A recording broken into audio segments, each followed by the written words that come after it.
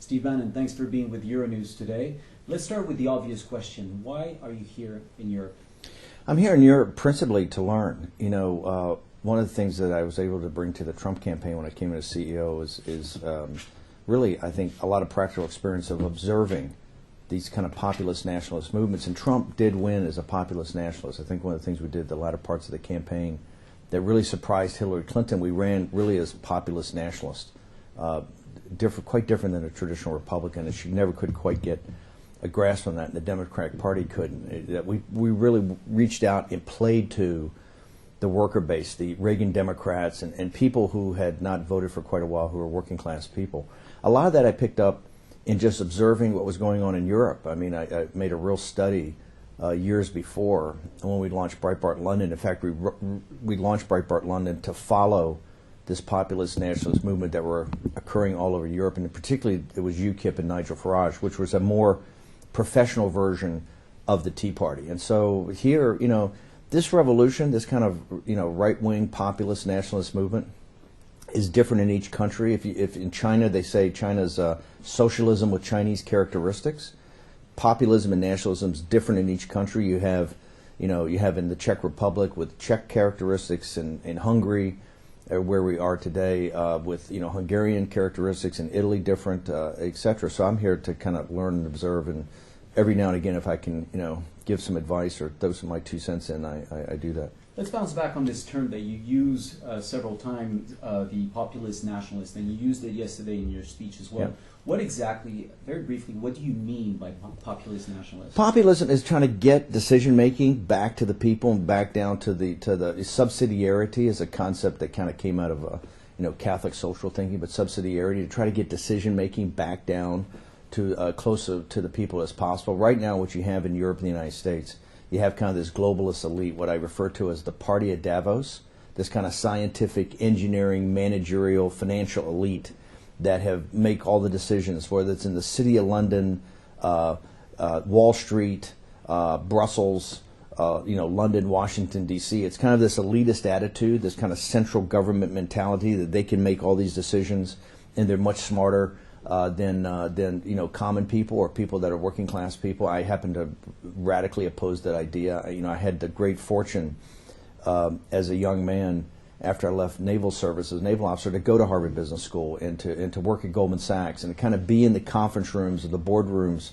where the McKinsey consultants or the Bain consultants and all the M&A guys, all the smartest guys in the room from the hedge funds were all there. And I realized they had a lot less common sense and a lot less understanding of humanity than my own family did. My dad, went to high school. My grandfather was a third grade. These were, blue-collar working class people, that the working class has a much better feel for the reality of the world than the elite. So populism's that. Nationalism is a part of that, in which you look at the nation state as kind of, as Marine Le Pen calls, kind of a jewel to be cherished and polished, versus something to be overcome. I mean, the European project, what the EU has really become over the last 20, 25 years, is looking at kind of a United States of Europe, where countries like the Czech Republic or Hungary or Italy are just like states in the United States, like Nebraska or Colorado or North Carolina, instead of their own individual entities. And so I think this in the United States, what had happened, we had become too much run by globalists, too much,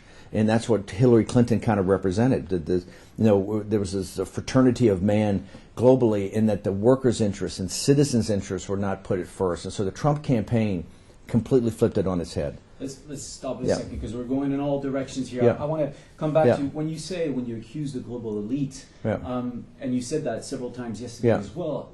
Who is or what is the global elite?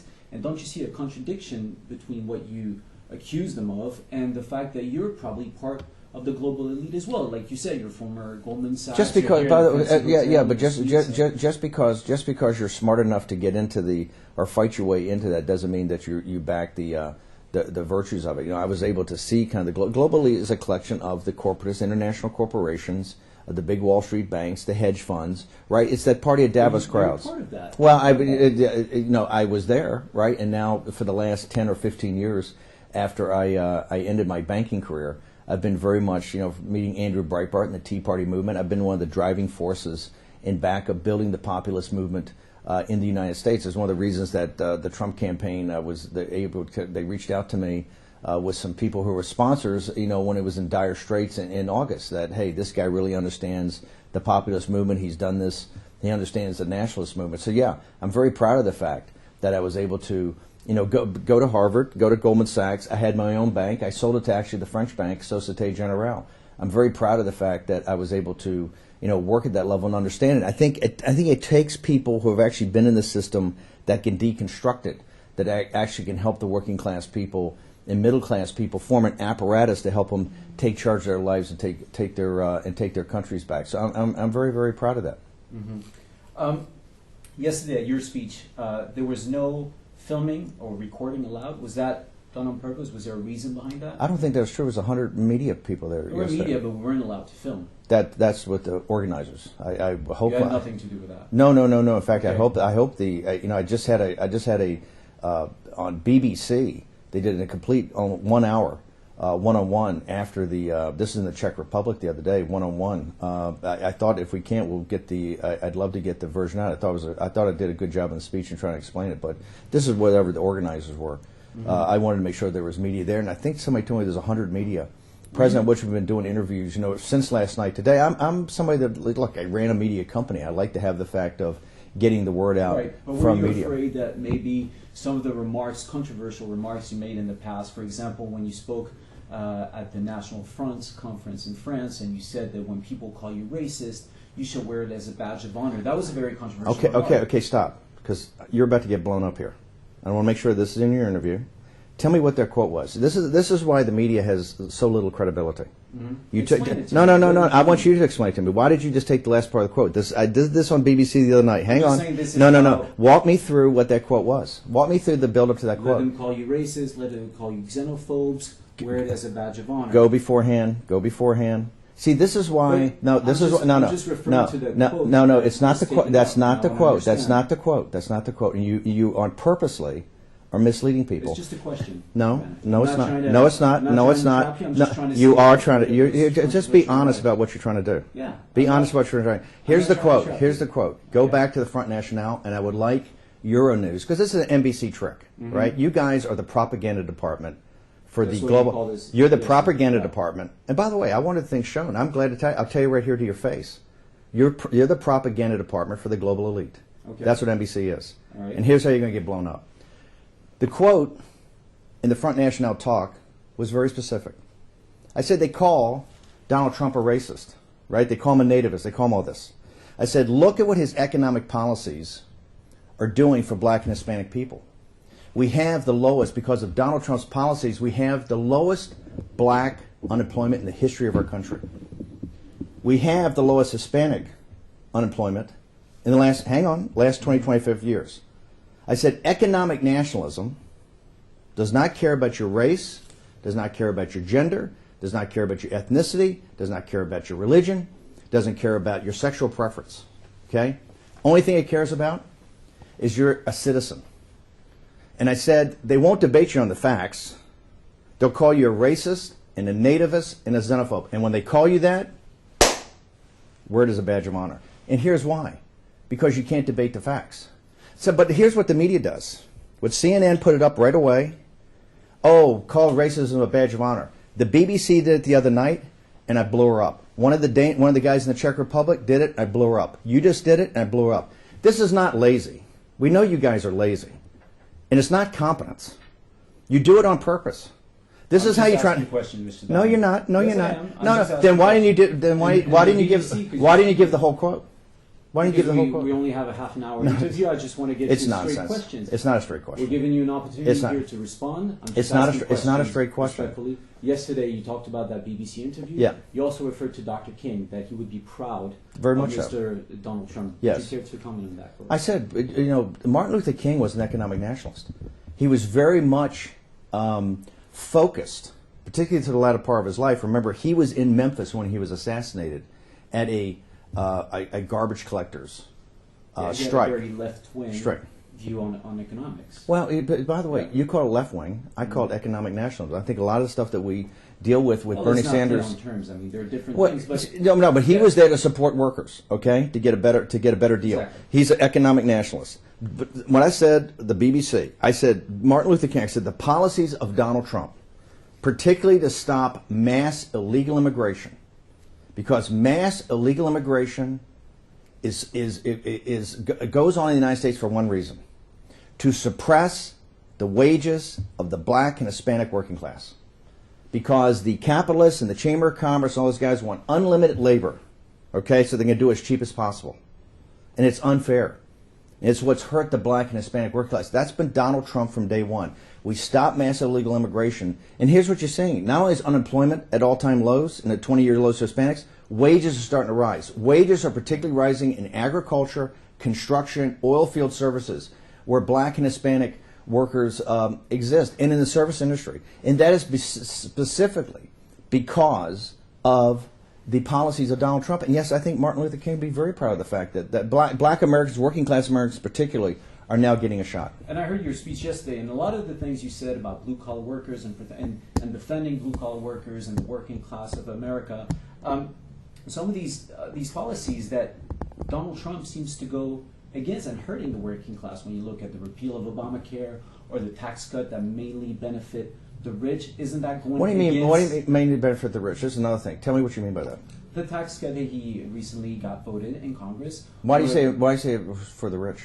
What analysis do you say that Because does it's that? the top- Is that just more of the? top Is that just more? 5% who That's just more. That's just more It's of the the. top 5% No, who benefit from no. these tax cuts. Okay. You know it. The core of the tax cut, the central part of the tax cut, was a corporate tax cut to take corporate marginal tax rates from 35% to 20%. I think it's 75% of the. Who does that benefit? Well, hang on. The reason we did it, it benefits workers, and here's why. The tax code, our tax code, had gotten incredibly non-competitive with Germany, particularly, and China. In order to get capital investment and start to build plant and factories, remember the central part of Trump's program is to bring high value added manufacturing jobs back from East Asia, back from China, also from Mexico. It's the reason we're in all these tariff fights and in all these renegotiations. You see now with Germany, we're now in this thing with EU.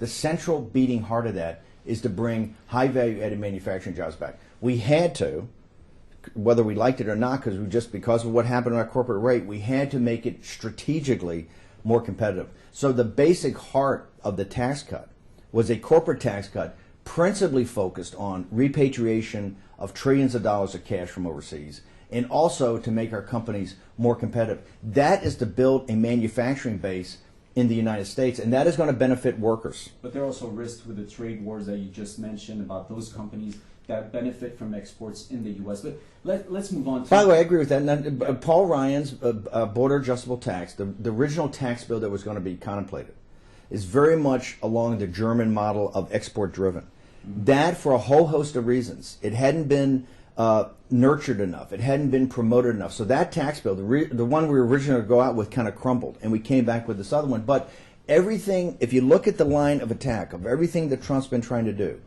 everything revolves around trying to get manufacturing jobs back to the United States. They won't come back, no matter what you do. This is absolutely okay. This is the point of the talk. Yes, no. Hang on a second.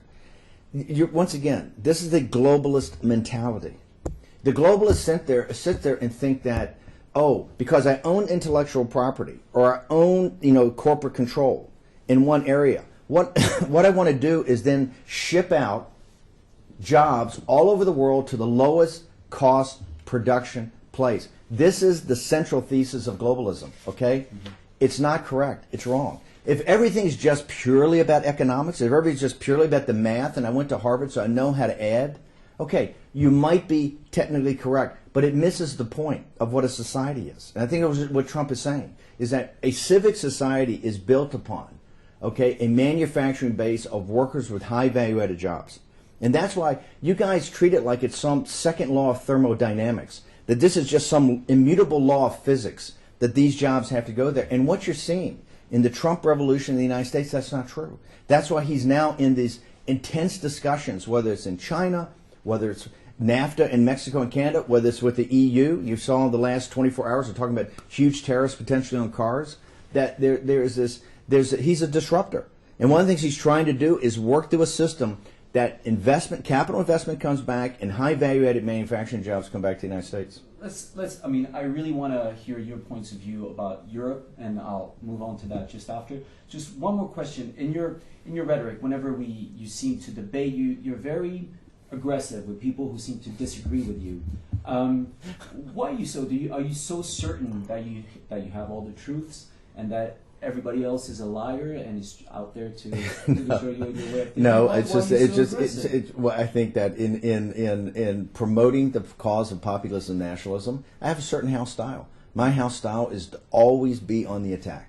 Okay, I've listened. By the way, I've listened to the arguments. I can hear the other day in debate in the Czech Republic. If you go back and look at Lanny Davis, first off, our whole thesis, Lanny is a Clintonite. You know, I'm from the Trump camp. Is that we can disagree reasonably, and I think it was a very nice debate for an hour and a half. Right. We went back and forth. If you saw it, we went back. I let him have his pitch. And we could probably talk for hours about these things, but let's try to move on. But this is not a debate. You're asking questions. It's different. Yeah, You're I'm an asking interview. questions. Right. I know. Right. I'm and I am trying to school you. I don't have much time. I am trying to get you up the learning curve so I can understand. So but I'm understand. not here to learn. I'm just here to ask questions. You should always be here to learn. Right. You use these terms nationalist, populist, economic nationalism. In Europe, those terms may refer to a dark period. You know that Europe here went to 2 world wars. We had massive problems with these kind of policies and this far right rhetoric in the past. Do you think when you come here to Europe and you promote this kind of policies and you have this kind of rhetoric, are you playing with fire? By the way, correct me if I'm wrong. I mean, you're the reporter.